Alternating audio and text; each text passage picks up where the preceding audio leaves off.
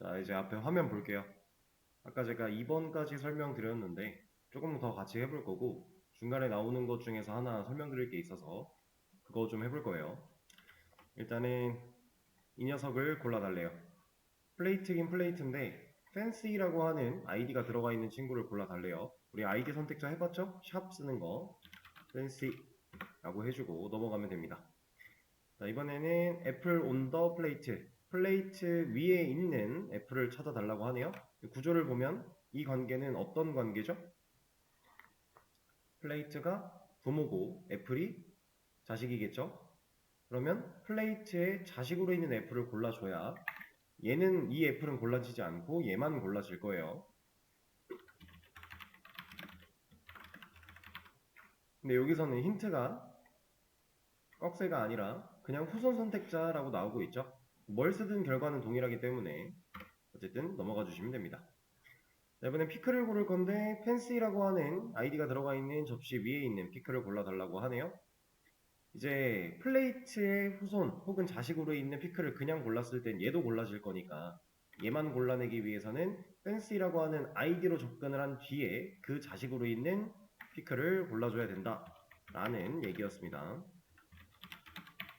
펜시의 자식으로 있는 피클 이렇게 우리가 태그 이름으로 선택을 하나 클래스로 선택을 하나 아이디로 선택을 하나 결국에는 그 태그를 불러내는 역할은 동일하기 때문에 당연히 혼용해서 사용할 수가 있는 거예요. 자, 이번에는 select the small apples라고 되어 있네요. 그러면은 애플은 애플인데 small이라고 하는 클래스가 들어가 있는 친구들만 골라야 되니까 점 small 그래서 small이라는 클래스를 가지고 있는 녀석들만 선택을 해주겠다. 이번에는 스몰이라고 들어가 있는데 오렌지여야만 한대요. 우리가 애플에도 스몰이 있고 오렌지에도 스몰이 있고 이렇게 들어가 있는 상태이기 때문에 지금 얘 같은 경우는 얘랑 얘를 골라야 되는데 벤토의 자식으로 있는 스몰 오렌지, 플레이트의 자식으로 있는 스몰 오렌지 그럼 누군가의 자식으로 찾아가는 건 안 되겠죠? 한 번에 둘을 같이 골라야 되니까 그렇다고 그냥 스몰이라는 클래스 이름으로 불러내자니 얘도 같이 불러질 거니까 그것도 안 되고 여기서 우리가 알 수 있는 거는 아까 전에 제가 보여드렸던 오렌지 태그인데 이러한 이름도 갖고 있는 방식으로 접근을 하면 될 거예요. 오렌지의 점 스몰 이러면 스몰이라는 클래스를 가지고 있는데 오렌지 태그인 애를 선택해 주겠죠. 다음 이번에는 작은 오렌지를 찾을 건데 벤토스 안에 있는 녀석을 골라달라. 자 그러면 지금 여기를 봤을 때 오렌지 작은 게 여기 하나, 여기 하나, 여기 하나 이렇게 세 개가 있어요. 그 중에서 벤토 위에 있는 애들을 골라야 되니까 이 녀석과 이 녀석만 골라야 되겠죠. 그러면 벤토의 자식으로 있는 스몰이라는 클래스를 부를 건데 그럼 얘까지 골라질 거니까 그 스몰 클래스 앞에다가 오렌지까지 붙여주면 되겠죠.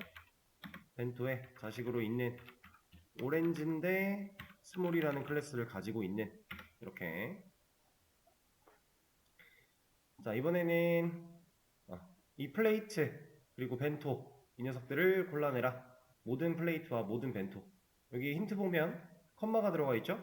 이거는 우리가 초창기에 해봤던 방식이에요. 피클이 아니잖아. 플레이트와 벤토 이렇게 그냥 컴마를 찍어서 구분자를 지어서 선택을 해주면 된다. 자, 모든 걸 골라라. 여기 에스터리스크 별표가 나와 있는데요. 자, 이거 그냥 어렵지 않게 별표 쓰면 돼요. 다른 거 쓸 게 없어요. 그냥 별표가 모든 걸 선택한다란 얘기예요. 근데 사실 이 모든 걸 선택하는 일은 우리한테 거의 없다고 보면 돼요. 왜 없냐면 우리는 이제 어떠한 작업을 하려고 할 때 내가 지금 건드리고자 하는 녀석만 건드리려고 최대한 노력을 하고 있는 상황이었죠. 근데 갑자기 모든 걸 고른다? 당연히 이런 경우는 많지 않은 거예요. 물론 없진 않아요. 필요한 경우가 있을 수 있는데 거의 없습니다. 하다못해 제가 바디에 이런 거 주는 거 별로 안 좋다 그랬죠. 바디에 얘가 들어가 버리면 안 좋은 이유는 간단합니다. 바디라고 하는 건 우리가 사용할 태그들을 감싸고 있는 전체가 되는 건데 그 녀석한테 텍스트라인 센터가 들어가면 그 안에다가 글자 취급을 받을 수 있는 녀석들 혹은 그냥 텍스트들 걔네들이 모두가 다 텍스트 얼라인 센터를 물려받을 거잖아요. 그렇죠? 그럼 우리가 원하지 않는 상태에서도 가운데 정렬을 하려고 할 거니까 그럼 그때마다 우리는 그 정렬을 제거해줘야만 하니까. 그래서 바디라고 하는 녀석한테도 애초에 우리는 스타일 특성을 크게 주려고 하지 않는다. 주는 게 그렇게 썩 좋진 않다. 근데 하물며 전체면 당연히 그러겠죠? 그래서 얘는 그냥 넘어가시면 되고, 자, select everything on a plate. 그러니까 플레이트 위에 있는 녀석들을 전부 골라라 하는 거기 때문에 플레이트에 후손으로 있는 별 이런 식으로 넣어주면 됩니다. 여기 자식으로 들어가도 돼요. 상관없어요. 어쨌든 우리가 에스터리스크 많이 안 쓰니까. 자, 이제 모든 사과를 고를 건데 next to a plate 접시 옆에 있는 모든 사과를 고를 거래요. 자, 여기 봤을 때 얘랑 얘가 움직이고 있었는데 사과는 총 5개가 있지만 이 녀석과 이 녀석만 골라야 되죠. 지금 보면 접시의 오른쪽에 위치하고 있네요. 이렇게. 자, 인접 동생이라고 하는 선택자가 있었죠. 그래서 플레이트에 인접 동생으로 있는 F를 고를 것이다. 자, 여기서 제가 스몰이라는 클래스를 안 쓰고 F를 태그 이름을 직접 쓴 이유는 클래스를 쓰게 되면 당연히 얘만 골라질 거니까. 그렇죠? 얘는 클래스가 없어요. 그래서 F를 써준다. 여기서 주의해야 될 사항은 이 접시의 양쪽에 있는 F를 찾아낸 게 아니라 인접 동생이니까 여기에 인접 동생 얘 하나, 얘의 인접 동생 얘 하나 이렇게 2개를 찾아낸 것이다. 우리가 써봤던 거니까 그렇게 어렵지 않게 할 수 있고. 자, 이거는 설명을 좀 해드릴 겁니다. 피클스의 비사이드 더 벤토스래요. 그러니까 벤토의 옆에 있는 피클들을 골라라라고 하는 건데 지금 얘네 둘이 움직이고 있어요. 얘 하나 고르는 거면 우리가 방금 전에 했던 인접동생 선택자로 해결할 수 있겠죠. 근데 이거 2개를 같이 골라야 되네요. 그렇죠? 그런 경우일 때, 자, 여기 힌트 쪽에 보면 시블링 셀렉터라고 나오고 있는데 이 시블링이라고 하는 건 뭐냐면 형제 자매를 의미합니다. 단어 자체가 형제 자매라는 뜻을 가지고 있어요. 그래서 제가 이런 거 하나 보여드릴 거예요.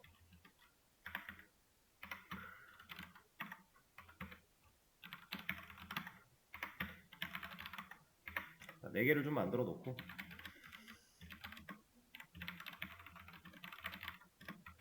이렇게 해서 이렇게 좀 넣어 놓을게요. 그리고 이것까지 주겠습니다. 자, 지금 순서대로 div, 내비, 섹션, 아티클 태그로 구성이 되어 있는 상태인데 이 녀석들을 가지고서 이런 걸 한번 해볼 겁니다. 자, 내비에 인접 동생 섹션이라고 하면 제가 지금 누굴 골랐는지 느낌이 오시죠? 여기다가 골드 같은 거 넣어주면 3번째 애가 바뀔 거예요. 근데 여기다가 아티클을 넣으면 골드가 적용되는 데가 아무 데도 없겠죠? 인접 동생에는 아티클이 없으니까. 그렇죠?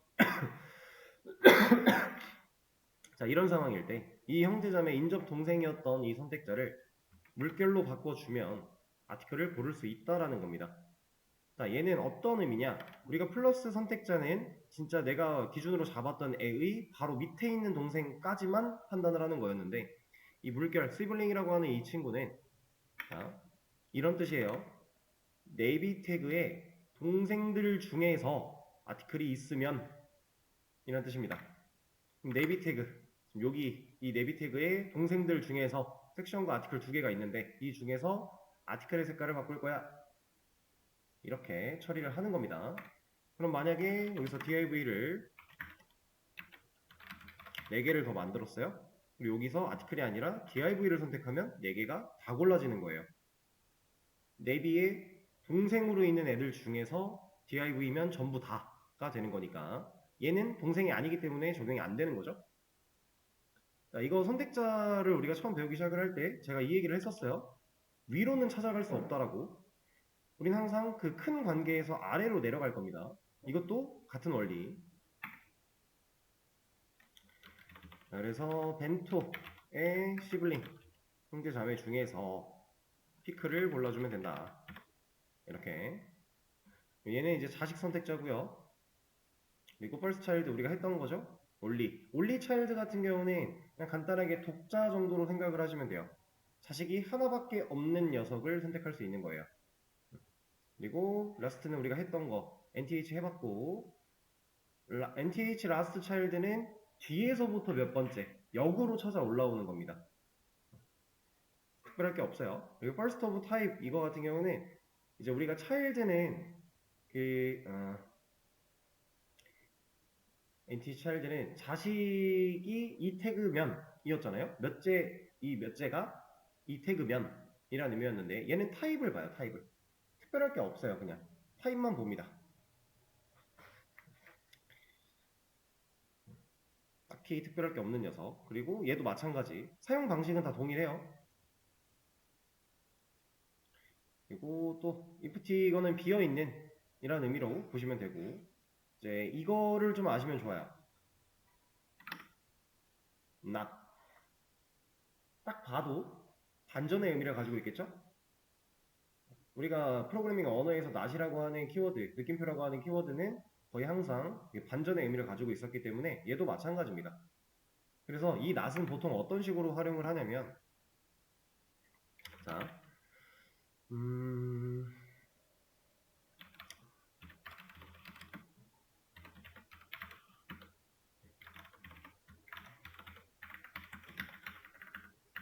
제가 지금 nth child라고 하는 걸 썼는데 여기다가 뭐 1, 2, 3, 4, 5 다섯째를 한번 넣어 볼게요. 그리고 백그라운드 컬러를 제가 바꿔준다면 당연히 레드가 먹겠죠 얘가. 자, 근데 잘 보세요. 이 녀석을 낫으로 감쌀 겁니다. 이렇게. 어떻게 됐어요? 레드가 방금 전에 얘만 레드였는데 얘네들이 레드로 바뀌었죠. 그러니까 지금 의미가 이렇게 된 거예요. 다섯째가 div면이었잖아요 원래. 근데 다섯째가 아닌 div를 선택한 겁니다. 얘가 반전을 시켜버렸으니까. 그래서 다섯째로 존재하는 div 이 친구 빼고 나머지가 다 적용이 된 거예요. 이해되실까요? not은 보통 이런 식으로 많이 활용을 해요. 이제 이 괄호 안에다가 우리가 어떤 걸 넣느냐에 따라서 그때그때 상황이 다 달라지겠지만 이런 방식으로 사용을 한다. 그리고 뭐 나머지는 크게 여의치 않으셔도 됩니다. 풀어보실 수 있는 분들은 다 풀어보시고 이 문제는 여기서 마무리를 할 거예요.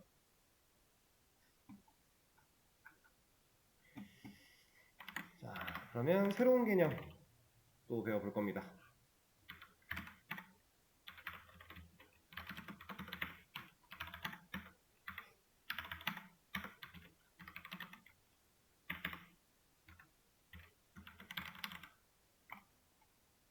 자, 이 녀석을 가지고 좀 볼 건데 지금 이 사각형을 보시면 이 div는 내 모서리가 어때요? 모서리 4개가 다 뾰족하죠? 날이 서 있죠? 각져 있잖아요? 근데 사실상 우리가 이런 div의 백그라운드를 입혀서 만들어내는 게 결국엔 이런 것들이거든요. 잘 보시면 얘는 끝이 날카롭나요? 둥글게 깎여 있죠. 우리가 실제로 이렇게 둥글게 깎아서 만들어야 돼요. 자, 그걸 배울 겁니다. 이 각져 있는 모서리를 둥글게 깎을 수 있는 개념을 배워볼 거예요. 이 개념은 보더 레디우스라고 하는 친구인데 이 레디우스라고 하는 녀석을 사용하면 제가 보여드릴 겁니다. 보더 레디우스 이 녀석을 사용하게 되면 자 보세요. 일단 20픽셀을 부여했더니 어떻게 됐어요? 사방이 둥글게 깎였죠. 제가 픽셀을 키우면 당연히 더 깎여요. 자, 이런 식으로 쓰는 겁니다. 일단 기본은 이건데 자, 하나씩 알려드릴 거예요. 이게 어떤 식으로 동작을 하는 거냐면 자, 원래 존재했던 이 모서리 이 꼭지점에는 이렇게 되어 있었겠죠? 너무 이상하네. 이런 식으로 모서리가 딱 잡혀 있었어요. 지금 여기가 꼭지점인 거잖아요. 근데 우리가 지금 현재 저는 50픽셀이 들어가 있는 상태입니다. 이 꼭지점으로부터 내가 지정한 픽셀만큼 안쪽으로 꼭지점이 이동해요. 그래서 지금 이만큼이 50픽셀이 되는 거예요. 여기가. 그리고 여기로도 가는 거예요. 왜냐면 둥글게 깎기 위해서는 하나였던 점이 두 개로 양쪽으로 당겨진 다음에 걔네가 이어 붙는다의 개념이거든요. 그래서 오른쪽으로 50, 아래로 50만큼 꼭지점이 이동한 상태에서 이 두 사이를 알아서 부드럽게 연결해 줍니다. 이게 보더 레디우스예요. 이 연결하는 곡선의 이런 뭐 곡의 크기라던가 이런 거는 우리가 스타일로 그냥 바로 컨트롤할 수 있는 게 딱히 없어요. 그래서 개념은 이런데, 자 그럼 이 개념을 사용해서 이거 하나 보여드릴게요. 아 그리고 이거부터 해야겠다. 자 지금 하나를 줬더니 여기 네 개의 꼭지점이 다 변화를 했는데 제가 두 개를 한번 줘보겠습니다. 어떻게 됐어요? 여기랑 곡이 좀 작아졌죠? 여기는 50픽셀 그대로 남아있는데 그죠? 그렇다라는 건 두 개를 부여하면 우리가 마진이나 패딩 했을 때 상하, 좌우가 묶여있던 것처럼 얘도 한 번에 여러 군데를 동시에 컨트롤할 수 있는 녀석인데 좌측 상단과 우측 하단이 엮여있다는 얘기입니다. 이렇게 그리고 얘는 이렇게 엮여있는 거고 그럼 20픽셀이 이 녀석일 거고 50픽셀이 이 녀석이다. 그러면 당연히 4개도 가능하다는 얘기겠죠? 이렇게 여기가 10, 20, 30, 50인 모습이에요. 순서대로 좌측 상단부터 우측으로 돈다. 결국에는 마진이나 패딩이나 보더 레디우스나 한 번에 네 군데를 동시에 컨트롤한다라고 하면 이렇게 도는 거예요. 왼쪽에서 오른쪽 방향으로. 근데 얘는 상하 좌우라는 기준이 아니라 꼭지점을 기준으로 하기 때문에 좌측 상단, 좌측 상단, 우측 상단, 우측 하단, 좌측 하단 이 순서로 간다. 자, 그럼 이제 제가 이런 걸 보여드릴 겁니다.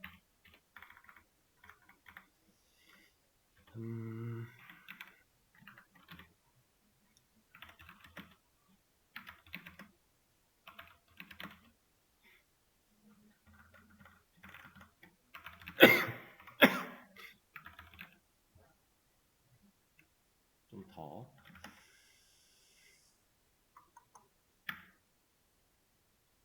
아예 더.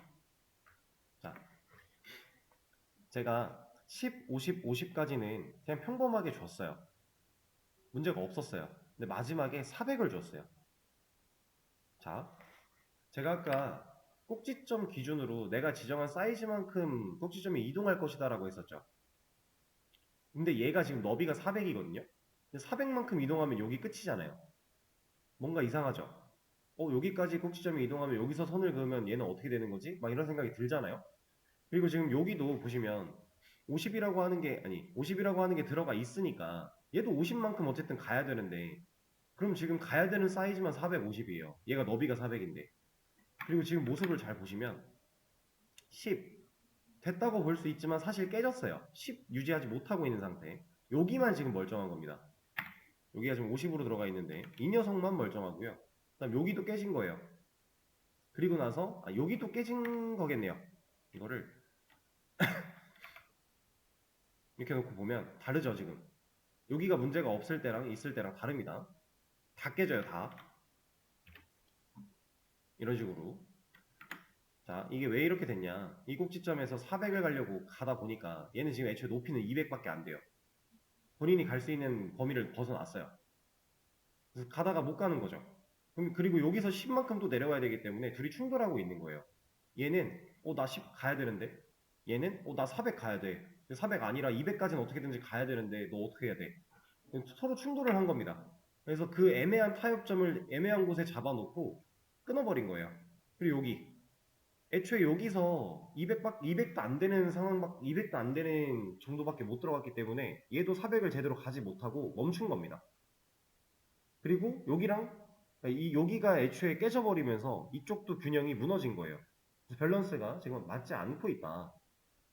우리가 보더 레디우스를 사용할 때 조심해야 되는 건 애초에 이 녀석이 가지고 있는 사이즈보다 크게 준다거나 제대로 계산하지 않고 막 주게 되면 내가 원했던 모양이 아니라 이상한 모양으로 깨진다. 이 깨지는 걸 우리가 예측하기는 상당히 어렵다. 그래서 올바르게 계산을 하고 부여를 해야 된다라는 얘기입니다. 지금 당연히 당연히 여기서 파고 들어가야 되는 거랑 여기서 파고 들어가야 되는 거랑 이게 200을 넘지 않아야 되겠고요. 여기서 파고 들어가는 거랑 여기서 파고 들어가는 게 400을 넘지 않아야 될 거고요. 근데 애초에 지금 여기가 200이기 때문에 200 이상을 부여하면 여기는 어차피 깨지게 될 거니까 그런 것들을 잘 계산하면서 써야 된다. 그럼 지금 이 상태에서 100픽셀을 모두 사방으로 주게 되면 이런 모양이 만들어지는 거예요. 왜냐면 여기가 200이니까 100만큼 100만큼 하면 그냥 이제 각진 부분이 아예 없어지는 거잖아요. 둥글게 이어진 타원이 된다. 이런 거 가지고 타원 같은 거 만들 수도 있고, 자, 애초에 얘가 정사각형이었다면 200 같은 걸 부여해서 원을 만들 수도 있는 거예요. 이렇게 400이니까 200만큼 이동, 200만큼 이동 해서 엮으면 원이 되는 거잖아요. 이렇게. 그죠? 자, 근데 이런 식으로 원을 만들 수 있는 건 맞는데 우리가 실제로 원을 만들어야 된다라고 하면 이렇게 하면 안 돼요. 이게 왜 안 될까요? 안 된다기보다는 너비나 높이가 커지면 얘는 더 이상 원이 아니게 돼요. 왜냐면 고정 픽셀, 정적인 값이 들어갔으니까. 그럼 이걸 조금이라도 동적인 값으로 처리하려면 퍼센트를 사용하면 돼요. 여기다가 50%. 그러면 얘가 어떻게 변하든지 간에 원을 유지할 것이다. 퍼센트를 사용할 수 있는 거니까. 우리가 실제로 CSS에 사용할 수 있는 그 단위들은 사용할 수 있는 게 되게 많은데 그 중에서 제일 많이 쓰는 게 픽셀과 퍼센트 그리고 이제 폰트 사이즈 같은 데서 쓰는 REM 그런 겁니다. 자, 그리고 이런 것도 가능해요. 아까는 이제 가로 타원을 봤는데 세로 타원 이런 것도 가능하고요. 반대가 되면 가로 타원이 될 것이고 얼마든지 내가 원하는 모양을 어느 정도는 만들어서 쓸 수 있다. 대신에 이런 건 못 만들겠죠? 이런 건 못 만들어요. 보도 레디우스에 대해 좀 알아봤고요. 그리고 다른 것도 해볼 겁니다.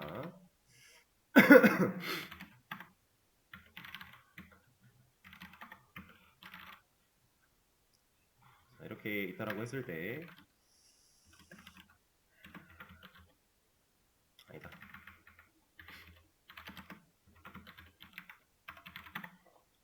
자, 제가 div 안에 텍스트가 있고요. 그 텍스트의 형제로 내비가 있고요. 그 내비의 자식으로 텍스트가 있어요. 그리고 div한테 폰트 사이즈를 줬더니 같이 커졌죠. 이게 가능한 이유는 상속 때문이었어요. 이네릿이라고 하는. 자, 근데 이 상속이라고 하는 녀석은 우리 입장에서 봤을 때 좋은 거예요? 나쁜 거예요? 제가 상황을 하나 던져드리겠습니다. 저는 얘는 글자 크기를 키우고 싶지 않았어요. 얘가 가진 의미 자체가 div가 가진 텍스트의 크기를 키워라는 의미잖아요. 텍스트의 크기를 수정해, 변경해. 그럼 div가 가지고 있는 텍스트는 이거 하나밖에 없어요. 그러니까 하나는 아니지만 여기 뭐 줄바꿈 된 것까지 포함해서 한 7, 8글자 정도 될 것 같은데 이거밖에 없습니다. 얘는 글자가 아니잖아요. 내비는. 근데 상속 때문에 얘도 같이 바뀐 거예요. 난 이거 바꾸고 싶지 않았는데 그럼 이거 안 바뀌게 하려면 내비를 또 골라낼 때도 좀 더 정확하게 가자면 이렇게 골라내서 이 녀석의 폰트 사이즈를 다시 1 REM으로 돌려야 얘가 작아질 거잖아요. 그럼 지금 이 상황에서 우리는 상속 때문에 불편함을 느낀 거죠. 내가 원하지 않았던 다른 태그들도 영향을 받아버린 거니까. 자, 불편함을 느꼈어요. 진짜 불편한 걸까요? 잘 생각을 해봐야 돼요. 이네릿이라고 하는 이 녀석은 우리가 원하지 않는 곳에 상속 여부가 예스인 것 때문에 원하지 않는 시점에 자꾸 상속받아서 그것까지 적용을 시켜버리는 게 우리한테 지금 기분이 나쁜 상황이었는데 이게 정말로 우리가 기분을 나빠해야 되는 상황이 맞는지. 자, 간단하게 예시를 하나 들어드리겠습니다.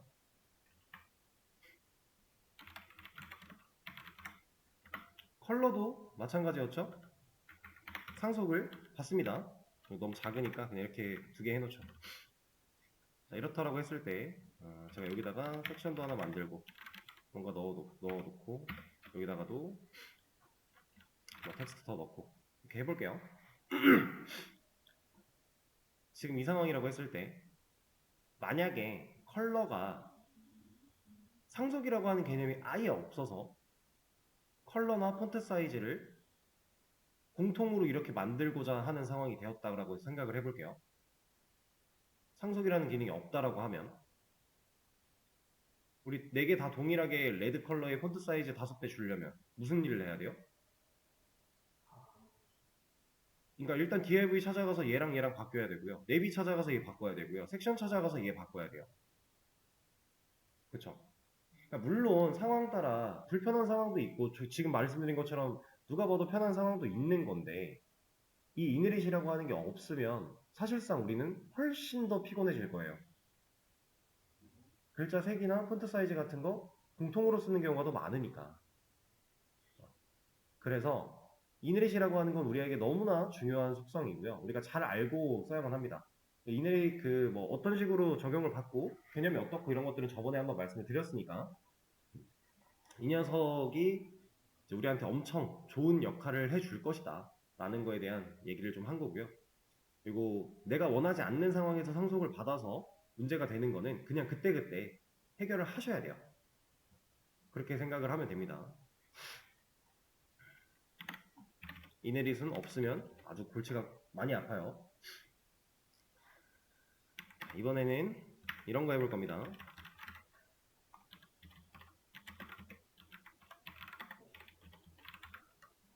자, A 태그를 하나 만들었어요. 속성이 들어가 있죠. 너무 촌스럽습니다. 그래서 이 녀석을 기존에 들어있는 속성을 제거할 거예요. 제가 저번에 한번 이런 거 보여드린 적이 있어요. 우리 텍스트 데코레이션 논 같은 거 해서 이렇게 만들어 놓으면 div에 있는 네이버라는 글자랑 사실상 다를 게 하나도 없다.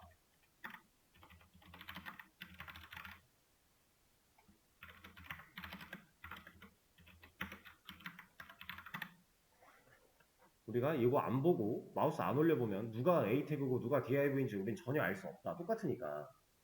그쵸? 이런 걸 해야 된다라고 했고 키워드를 하나 던져드린 적이 있습니다. normalize라고. normalize 하는 법 배울 건데요. 지금 normalize 된 거 아닌가요? 얘는 됐나요? normalize가?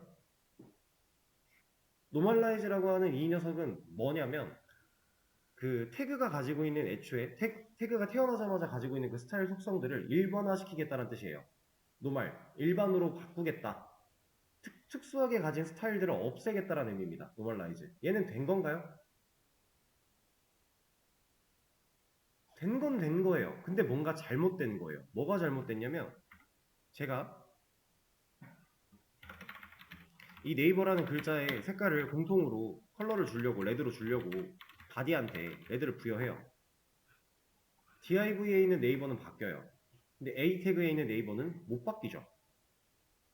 얘는 블랙이 박혀 있으니까.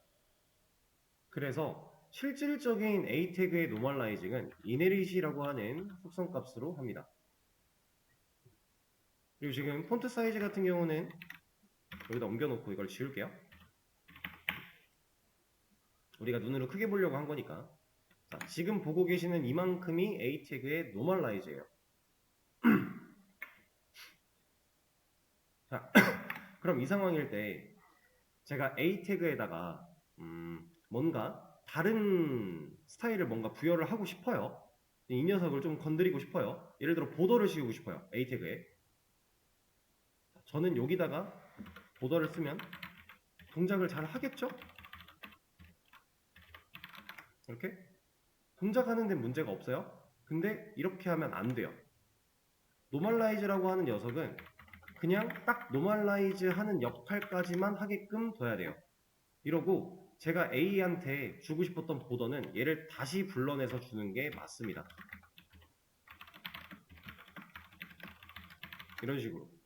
왜냐면 이 노멀라이즈라고 하는 이 일반화시키는 과정은 내가 지금 쓰려고 하는 모든 A 태그한테 부여할 거예요. 그럼 내가 이제 이거 하나 만들어 놓고 얘를 신경 쓰지 않은 다음에 밑에다가 A 태그를 막 만들면 어차피 이거는 다 되어 있는 상태로 A 태그가 만들어진다는 얘기죠. 그리고 나서 내가 원하는 A를 찾아서 뭔가 다른 거, 얘만 가져야 되는 무언가를 부여하려고 할 때는 따로 써주는 게 맞는 겁니다. 지금은 이 노멀라이즈를 우리가 직접 타이핑을 하지만 사실상 여러분들 노멀라이즈는 나중에는 타이핑할 필요가 없어요. 복사 붙여넣기 하셔도 되고요. 아니면 라이브러리 같은 거 가져오면 어차피 되어 있어요. 모든 태그가 노멀라이즈가 되어 있을 겁니다. 필요한 애들은. 그래서 일단 A 태그의 노멀라이즈 방식은 컬러 이네릭과 텍스트 데코레이션 논 이거 두 개고요. 이걸 두 개를 주는 거고 얘네들은 애초에 이런 식으로 노멀라이즈 해서 주석 하나 걸어놓고 하나 박아놨으면 더 이상 볼 필요가 없어요. 그리고 여기 진짜로 우리가 부여하고자 하는 이런 것들을 커스텀 같은 이름을 하나 붙여서 작업을 하면 된다. 얘는 이제 쳐다볼 필요가 없는 거다. 그런 의미입니다. 시간이 얼마 없으니까 빠르게 할게요. 자, 그리고 노멀라이즈 하나 더 배울 거예요. 바디라고 하는 녀석한테 노멀라이즈를 할 겁니다. 자, 바디라는 녀석한테 노멀라이즈를 왜 해야 되냐면 자, 지금 우리는 이렇게 합시다. 이게 좀 더 직관적으로 잘 보이니까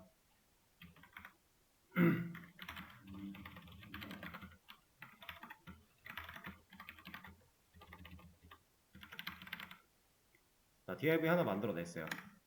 잘 보시면 여기 여백이랑 여기 여백 있지 않아요? 우리 지금까지 한 번도 이 여백을 없이 작업한 적이 없거든요. 이 여백은 바디가 가지고 있는 마진이에요. 바디라고 하는 녀석은 이거 여기 안에 들어있는 애였죠? 느낌표 탭하면 나오는 여기에 들어있는 이 바디인데 이 바디라고 하는 태그 자체가 가지고 있는 여백이라서 저거를 없애주지 않으면 우리는 이 불필요한 여백을 화면에 계속 가지고 있을 수밖에 없어요. 그래서 이 바디가 가진 마진을 없애는 게 바디의 노멀라이즈입니다. 바디 불러놓고요. 마진을 0을 줘서 없애야 돼요. 그러고 나서 div를 다시 아까처럼 만들어주면 얘는 이제 여백 없이 딱 붙어 만들어집니다. 이렇게. 정교한 작업을 하기 위해서는 이러한 불필요한 애초에 태그가 가지고 있는 스타일 속성들 뭐 마진이 됐든 스타일 뭐 컬러가 됐든 이런 것들을 좀 없애놓고 우리가 원하는 형태로 만들어주는 게 중요하다. 그래서 바디를 노멀라이즈 하는 방법, 바디에 마진 0을 준다. 사방의 모든 마진을 다 꺼버리는 방식. 지금 마지막에 A 태그랑 바디 태그의 노멀라이즈까지 배운 겁니다. 그리고 이거 말고도 노멀라이즈를 해야 되는 태그들은 몇 가지가 더 있어요. 앞으로 배워 나가면서 또 추가가 될 거고요. 자, 그러면 이제 우리가 노멀라이즈 하는 거 두 개 배웠으니까 앞으로 여러분들이 뭔가 문제를 푼다거나 뭐 이렇게 뭔가 작업을 해야 된다라고 했을 때 이 두 가지의 노멀라이즈는 위에다가 해놓고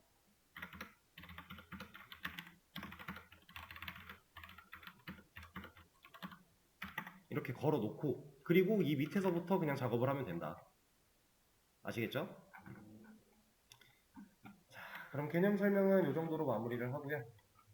이 개념을 활용해서 문제를 풀어보고 하는 거는 다음 시간, 다음 주 수업 때 이어서 해보도록 하죠. 오늘 수업 여기까지 하도록 할게요. 고생하셨습니다.